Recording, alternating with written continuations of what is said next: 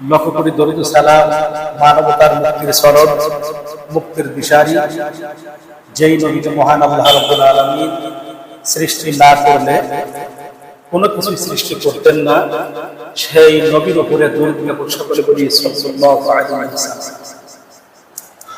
ধারাবাহিকভাবে আমরা হযরত আদম আলাইহিস সালাম এবং হাওয়া আলাইহিস সালামের সৃষ্টির যে রহস্য সেগুলো আলোচনা করছি। কিন্তু আজ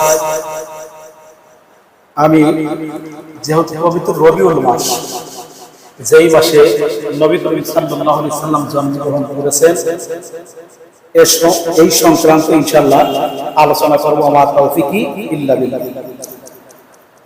সর্বশেষ নবী আমি কোরআন থেকে যে আয়াতটি তেলাওয়াত করেছি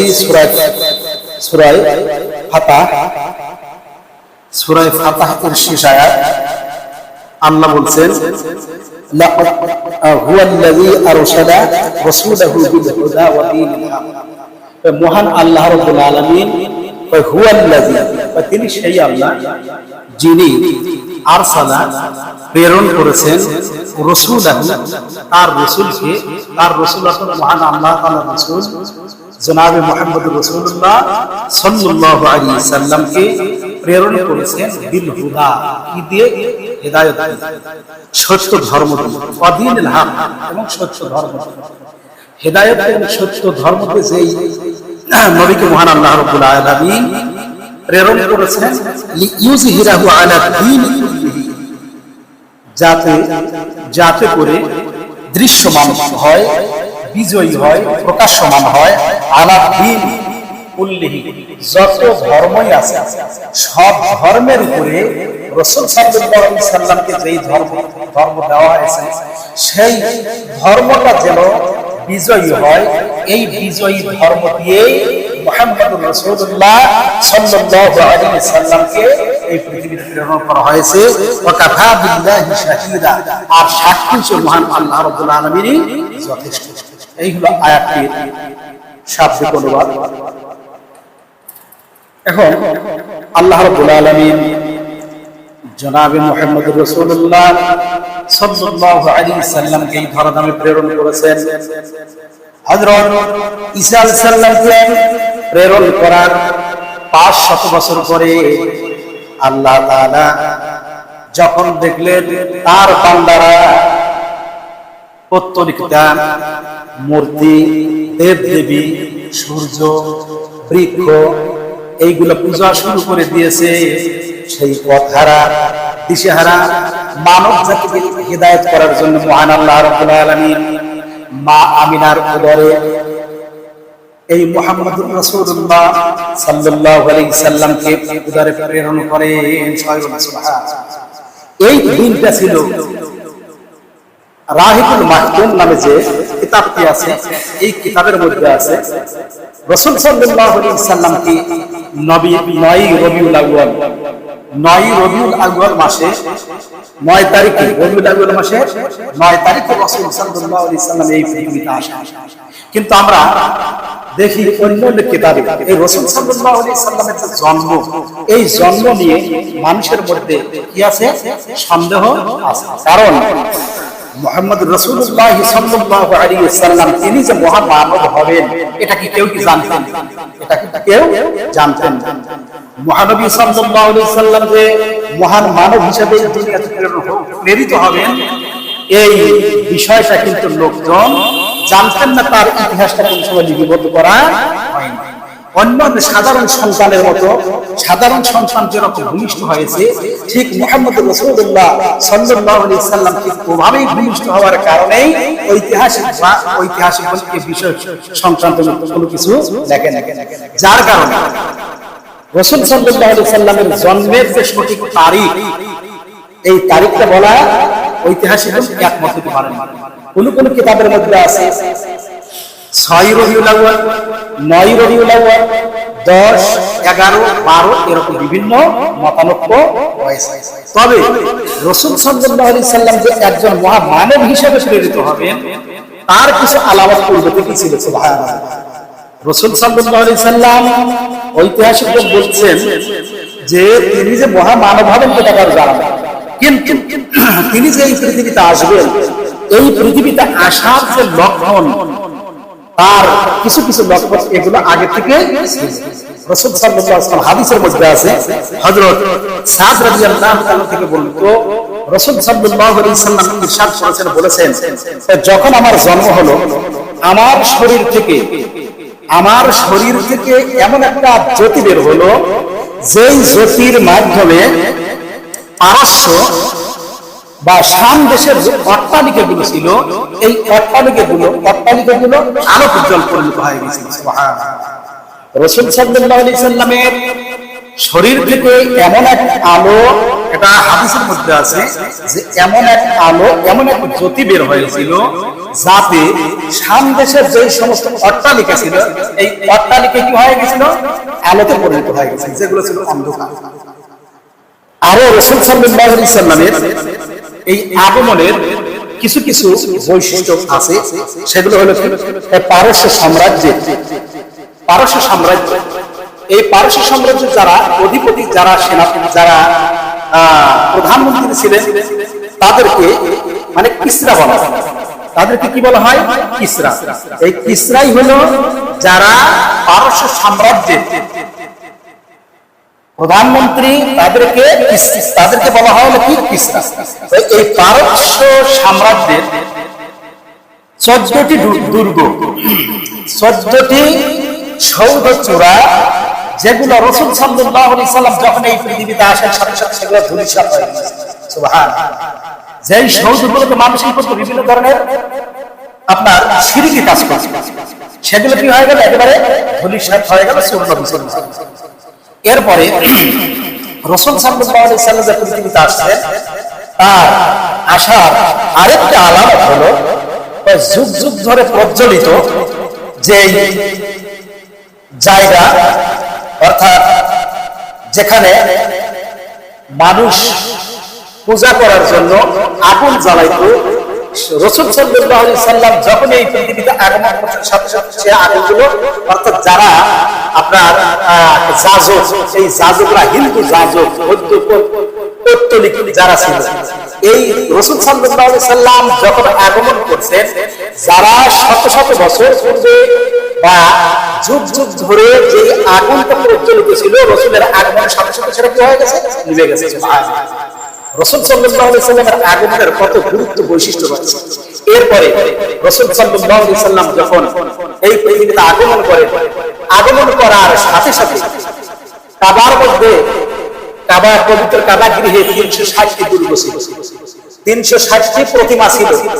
রাসূল সাল্লাল্লাহু আলাইহি সাল্লাম যখন এই পৃথিবীতে আগমন করেছেন, সাথে সাথে সেই প্রতিমাগুলো কি হয়ে গেছে? একেবারে ধুলায় অটোমেটিক্যালি সেগুলো ভেঙে পড়ে গেছে। রাসূল সাল্লাল্লাহু আলাইহি সাল্লাম এই পৃথিবীতে যা আগমন করেছেন, তার কিছুটা আমরা নমুনা পাই, কিন্তু রাসূল সাল্লাল্লাহু আলাইহি সাল্লামের যে পৃথিবীতে আগমন করার তারিখ, এই তারিখটা নিয়ে মানুষের মধ্যে কি আছে? মতামত আছে। এখন আমরা পড়ি কি এই 12ই রবিউল আউয়াল রাসূল সাল্লাল্লাহু আলাইহি সাল্লামের যে জন্মদিন, এটিকে আমরা বলি সকল ঈদের সেরা ঈদ, ঈদে মিলাদুন নবী। এরকম একটা ডায়লগ শোনা যায় না? এরকম কথা কিন্তু শোনা যায়, কিন্তু রাসূল সাল্লাল্লাহু আলাইহি সাল্লাম মুসলমানদের জন্য দুইটি ঈদ শব্দের শাব্দিক অর্থ হলো আনন্দ, আনন্দের দিন নির্ধারণ করেছেন। দুই দিনকে আনন্দের দিন হিসেবে রাসূল সাল্লাল্লাহু আলাইহি সাল্লাম মুসলমানদের জন্য সাব্যস্ত করেছেন। এক হলো ঈদুল ফিতরের দিন, অর্থাৎ রমজানের ঈদ, আর এক হলো ঈদুল আযহা, অর্থাৎ কোরবানির ঈদ। এই দুই ঈদকে শুধু ঈদ বলা হয়, কিন্তু আমরা একটা ঈদ বানিয়েছি যে সকল ঈদের সেরা ঈদ, ঈদে মিলাদুন নবী। এই কথাটা কিন্তু আমরা বলি, অর্থাৎ এই কথাটার অর্থ হলো এই দিনে রাসূল সাল্লাল্লাহু আলাইহি ওয়াসাল্লাম কি করছেন? পৃথিবীতে আগমন করছেন, যার কারণে বিভিন্ন জায়গায় করছে কি পতাকা, ব্যানার, ফেস্টুন, এই বিভিন্ন জিনিস মাথায় লাগা নিয়ে এই মানে অনেকেই তারা কি করছে? বিভিন্ন জায়গায় তারা এই স্লোগান, এই কথা বলছে, সকল ঈদের সেরা ঈদ, ঈদে মিলাদুন নবী। দুই ঈদ ছাড়া অন্য কোনো ঈদ নাই। এখন রাসূল সাল্লাল্লাহু আলাইহি সাল্লাম যেই রবিউল মাসে আগমন করেছেন, ওই রবিউল মাসে রাসূল সাল্লাল্লাহু আলাইহি সাল্লাম এই পৃথিবী থেকে বিদায় নিয়েছেন। কথা ঠিক কিনা? রাসূল সাল্লাল্লাহু আলাইহি সাল্লাম রবিউল মাসে এই পৃথিবীতে কি করছেন? আগমন করেছেন। আবার রাসূল সাল্লাল্লাহু আলাইহি সাল্লাম এই রবিউল মাসে এই পৃথিবী থেকে কি করেছেন? আল্লাহ তাআলার ডাকে সাড়া দিয়ে এই পৃথিবী থেকে ইন্তিকাল করেছেন। তাহলে এখন আপনি যেটা পালন করছেন ঈদ মিলাদুন নবী উপলক্ষে যেটা পালন করছে, এই জিনিসটা পালন করা যদি আপনার দৃষ্টিতে বৈধ হয়, আপনি যদি এটা ঈদ হিসাবে সাব্যস্ত করেন, এই দিনে তো রাসূল সাল্লাল্লাহু আলাইহি সাল্লাম তো ইন্তিকালও করেছেন, তাহলে তার জন্য কি কোনো শব্দটা কোনো কিছু করছেন? সেটা কিন্তু আমরা জানি না। অথচ রাসূল সাল্লাল্লাহু আলাইহি সাল্লাম যে আগমন করেছেন, এইটাই আমরা কি করছি? একেবারে বিভিন্ন ধরনের কাজকর্ম করছি। কিন্তু সবচেয়ে উত্তম যে কাজ, উত্তম কাজ আপনার যদি ঈদে মিলাদুন নবী এটা পালন না করে আমি আপনি করতে পারি, কি করতে পারি? এই সোমবারের দিন রাসূল সাল্লাল্লাহু আলাইহি সাল্লামের আগমন উপলক্ষে আমি আপনি একটা নফল রোজা রাখতে পারি। এটাই সবচেয়ে উত্তম হবে কিনা? এটাই হবে সবচেয়ে উত্তম কাজ। কিন্তু ঈদে মিলাদুন নবী উপলক্ষে আপনি মিছিল করবেন, মিটিং করবেন, বিভিন্ন ধরনের যে দুনিয়াবি কাজ আছে, এটা করা আমার আপনার জন্য মুসলমান হিসাবে এটা বৈধ হবে না। আমি বারবারই বলে থাকি, এর আগেও বলছি যে আমরা মুসলমান কিছু কিছু কাজ যেটা করছি, আমরা যে কাজটা করতে ভাবছি এই কাজটা পুণ্যের কাজ, পুণ্যের কাজ মনে করছি, পুণ্যের কাজ ভেবে এই কাজটাকে আমরা জানছি, বুঝছি যে এই কাজটা করলে কি হবে, সওয়াব। কিন্তু এই কাজটা রাসূল এবং সাহাবীদের যুগে ছিল। দেখেন রাসূল সাল্লাল্লাহু আলাইহি সাল্লাম ইন্তিকালের পরে 622 খ্রিস্টাব্দে রাসূল সাল্লাল্লাহু আলাইহি সাল্লাম ইন্তিকাল করলেন। এই 622 খ্রিস্টাব্দ থেকে প্রায় 700 বছর, প্রায় 700 খ্রিস্টাব্দে, অর্থাৎ প্রায় হলো আপনার 100 বছরের মতো খোলাফায়ে রাশিদিন, তারপরে আপনার তাবেঈরা, এরা কিন্তু কি করছেন? খেলাফত পরিচালনা করছেন, ইসলামের রাষ্ট্র পরিচালনা করছেন। তারা বিভিন্ন সময় তারা খেলাফতি আসনে অধিষ্ঠিত ছিলেন। কিন্তু একটা দিনের জন্যও এই সাহাবীরা, খোলাফায়ে রাশিদিনরা, তারপরে তাবেঈরা, এমনকি তাবেঈনরাও এই যে রাসূল সাল্লাল্লাহু আলাইহি সাল্লামের ঈদে মিলাদুন নবী এটা পালন করছেন কিনা এই সম্পর্কে কোনো ইতিহাস নাই। এই সম্পর্কে কিন্তু কোনো ইতিহাস নাই। কিছু কিছু জিনিস কিন্তু আমরা নিজেরা বানিয়েছি। এই বানানোর জন্য পুণ্যের কাজ ভেবে আমরা যেটা করছি, এটা হয়ে যাচ্ছে বিদআত। বিদআত হলে আল্লাহ রাব্বুল আলামিনের কাঠগড়ায় যখন আমি আপনি দাঁড়াবো, এই দাঁড়ানোর জন্য এই বিদআত কাজ করার জন্য হবে কি আমার আপনার যে আমল পুণ্যের যে কাজগুলো করেছি, এই সমস্ত আমল পুণ্যের কাজগুলো ধ্বংস হবে। নাউযুবিল্লাহ। যেটা কোরআনে নাই, যেটা হাদিসে নাই, ওটা কিন্তু আমাদের আপনি মুখ দিয়ে যতই বলেন, মুখ দিয়ে ঠেলে নিলেন, যতই নাই, যদি কোরআন এবং হাদিসে না থাকে এটা পালন করা আপনার জন্য কি বিদআত। রাসূল সাল্লাল্লাহু আলাইহি সাল্লাম বিদায় হজের ভাষণে বলে গেছেন, আমি তোমাদের মধ্যে কয়টি জিনিস রেখে গেছি? দুটি জিনিস রেখে গেছি। একটা হলো কিতাবুল্লাহ, আল্লাহ তাআলার কোরআন আছে, ও সুন্নতে রাসূলি, এবং রাসূলের সুন্নাত হাদিস আছে। এই দুইটা যদি আঁকড়ে ধরো, লাম তাদিল্লু, কখনো তোমার পথ ভ্রষ্ট হবে না। কিন্তু আমরা সেটা কিন্তু ছেড়ে দিয়েছি। রাসূল সাল্লাল্লাহু আলাইহি সাল্লাম এমনি ভাবে মা আমিনার কোলে চলে আসলেন। আসার পরে রাসূল সাল্লাল্লাহু আলাইহি সাল্লাম মাত্র 6 দিন, কোন বইতে আছে 7 দিন, তার নিজের মা, তার বাবা, তো নবীজির বাবার নাম কি? আব্দুল্লাহ। এই নবীজির পিতা আব্দুল্লাহ রাসূল সাল্লাল্লাহু আলাইহি সাল্লামের জন্মের বেশ কিছুদিন আগে কি করছেন? এই পৃথিবী থেকে মারা গিয়েছেন, ইন্তিকাল করেছেন। রাসূল সাল্লাল্লাহু আলাইহি সাল্লামের স্ত্রী আমিনার পেটে যখন রাসূল সাল্লাল্লাহু আলাইহি সাল্লাম আসলেন, আসার সাথে সাথে যখন প্রসব বেদনা মা আমিনার শুরু হলো, শুরু হওয়ার সাথে সাথে মহান আল্লাহ রাব্বুল আলামিনের পক্ষ থেকে হযরত মারিয়াম আলাইহিস সালাম এবং আসিয়া ওনাদের মাধ্যমে এই আমিনার পেট থেকে রাসূল সাল্লাল্লাহু আলাইহি সাল্লামকে এমন একটা সময়ের মধ্যে এই পৃথিবীতে ভূমিষ্ঠ করালেন যাতে রাত গর্ভ করে বলতে না পারে আখিরের নবী হযরত মুহাম্মদুর রাসূলুল্লাহ সাল্লাল্লাহু আলাইহি সাল্লাম এই রাত্রিতে জন্মগ্রহণ করেছে, সুতরাং আমি রাত আমার শ্রেষ্ঠত্ব বেশি। আবার রাসূল সাল্লাল্লাহু আলাইহি সাল্লামকে এমন একটা সময়ের মধ্যে ভূমিষ্ঠ করানো হয়েছে দিন না রাত। দিনের মধ্যে যদি জন্মগ্রহণ করানো হতো দিন সে কি করতো, গর্ববোধ করতো, রাতের সাথে বলতো যে আমি তোমার চেয়ে শ্রেষ্ঠ, আমার শ্রেষ্ঠত্ব বেশি, কারণ আখিরের নবী মুহাম্মদুর রাসূলুল্লাহ সাল্লাল্লাহু আলাইহি সাল্লাম এই দিনে জন্মগ্রহণ করেছেন।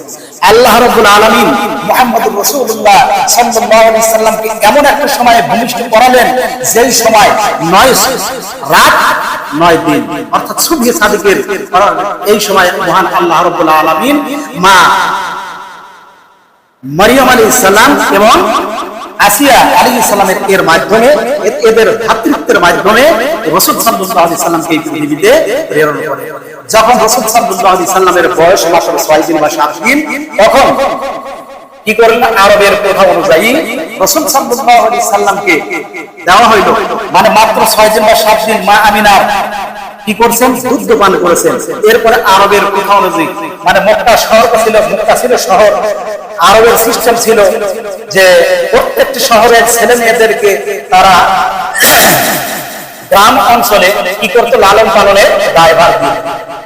তো প্রতি বছরে বছরে বা হয়তো তাদের একটা মাসে মাসে একটা সিস্টেম ছিল, তারা তায়েফ থেকে এই মক্কা নগরীতে আসতেন, এসে ছোট ছোট বাচ্চা যারা আছে 2, 4, 5 মাস 7 মাস এরকম বাচ্চাদেরকে নিয়ে তারা গ্রাম অঞ্চলে লালন পালন করতেন। এতে গ্রাম অঞ্চলে ছেলে মেয়ে তাতে হবে কি, একদিক থেকে গ্রাম অঞ্চলের বাচ্চাদের ভাষা অর্থাৎ যাতে শুদ্ধ ভাষায় কথাবার্তা বলতে পারে, এই জন্য তাদেরকে শহর থেকে বাহিরে গ্রাম অঞ্চল পাঠাতেন, অথবা তাদের পেশি শক্তি তারা বিভিন্ন ধরনের কষ্ট সহ্য করতে পারে, এই সহ্য করার উপযোগী করার জন্য তারা প্রত্যেকটা গার্ডিয়ান যারা ছিল, এই গার্ডিয়ান তাদের ছেলে মেয়েদেরকে কি করতো, লালন পালনের দায়িত্ব গ্রাম অঞ্চলের যারা আছে তাদের কাছে।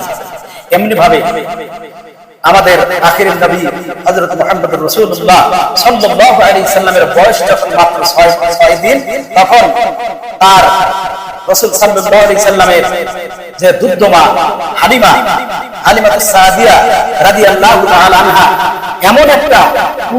এমন একটা বাহনের মাধ্যমে আসছেন, যেই বাহনটা যেই উটটা ছিল একেবারে খুবই দুর্বল ছিল।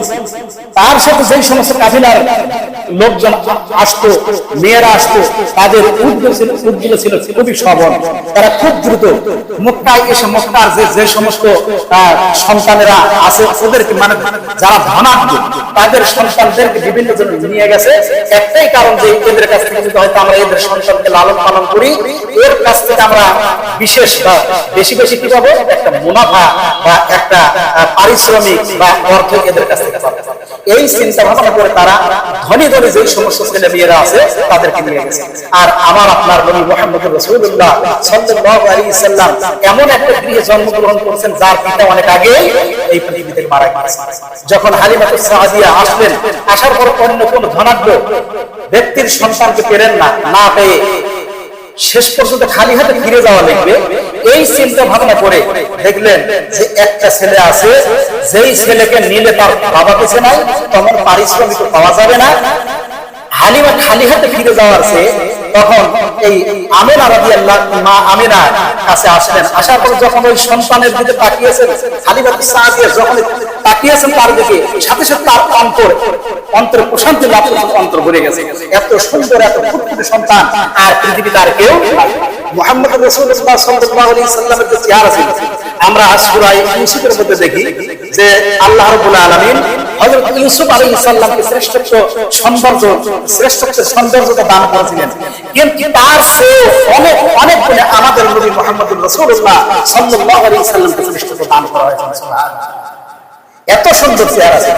যখন হালিমা রাদিয়াল্লাহু তাআলা দেখলেন, দেখা নিয়ে গরীব হওয়া সত্ত্বেও ওই সন্তানটিকে লালন পালনের দায়ভার নেওয়ার পরে যেই উটটা ছিল একেবারে দুর্বল, যখন মুহাম্মদুর রাসূলুল্লাহ সাল্লাল্লাহু আলাইহি সাল্লামকে কোলে নিয়েছেন, তার উটের দৈহিক শক্তি এতই বেড়ে গিয়েছে যে অন্যান্য যেই সমস্ত যারা আগে এসে সন্তানদেরকে নিয়ে রওনা দিয়েছে তাদেরকে অনেক অনেক পিছনে ফেলে মুহাম্মদ রাসূলুল্লাহ সাল্লাল্লাহু আলাইহি সাল্লামকে সাথে করে মা আমতা হালিমা রাদিয়াল্লাহু তাআলা তার গন্তব্য তায়েফে পৌঁছলেন। সুবহানাল্লাহ। যাওয়ার সাথে সাথে যেই হালিমার উটগুলো ছিল একেবারে জরাজীর্ণ, যাদের স্তনে দুধ ছিল না, যখন মুহাম্মদ রাসূলুল্লাহ সাল্লাল্লাহু আলাইহি সাল্লাম ওই গৃহে গেলেন, যাওয়ার সাথে সাথে ওই উটগুলা মহান আল্লাহ রাব্বুল আলামিনের কুদরতে দুগ্ধবর্ত হয়ে গেল। তাদের অনেক অনেক এই দুগ্ধবর্ত হলো। এরপরে ওই উটগুলা যেই বকরিগুলো ছিল, যেই দুম্বগুলো ছিল, এগুলো আস্তে আস্তে আস্তে আস্তে সবলে পরিণত হয়ে গেল। রাসূল সাল্লাল্লাহু আলাইহি সাল্লামের দুধ ভাই ছিলেন হালিমা রাদিয়াল্লাহু তাআলা আনহার সন্তান ছিলেন, তার নাম ছিল আব্দুল্লাহ। রাসূল সাল্লাল্লাহু আলাইহি সাল্লাম যখন হালিমার দুধ পান করতেন, একটা দুধ পান করতেন আর একটা দুধ তার ভাইয়ের জন্য রেখে দিতেন। সুবহানাল্লাহ। এই যে মুহাম্মদ রাসূলুল্লাহ সাল্লাল্লাহু আলাইহি সাল্লাম আল্লাহ রাব্বুল আলামিন বলেন ওমা আরসালনাকা ইল্লা রাহমাতাল লিল আলামিন, হে রাসূল সাল্লাল্লাহু আলাইহি সাল্লাম আমি আপনাকে শুধুমাত্র কেবলমাত্র এই পৃথিবীর রহমত হিসেবে প্রেরণ করেছি। এতে আমরা দেখেন এই দুগ্ধ পান যখন করা শুরু করে দিল তাতে বোঝা যাচ্ছে আবার যখন হালিমার উটগুলো ছিল দুর্বল, সেগুলো সবলে পরিণত হয়ে গেছে।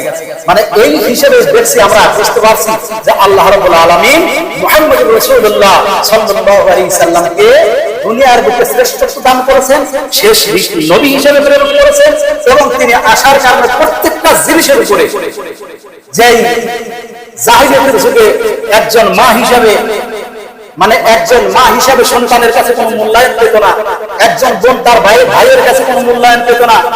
তারপরে এই মহিলাদেরকে পুরুষেরা ভোগ্য সামগ্রী হিসাবে জাহিলিয়াতের যুগে ব্যবহার করত।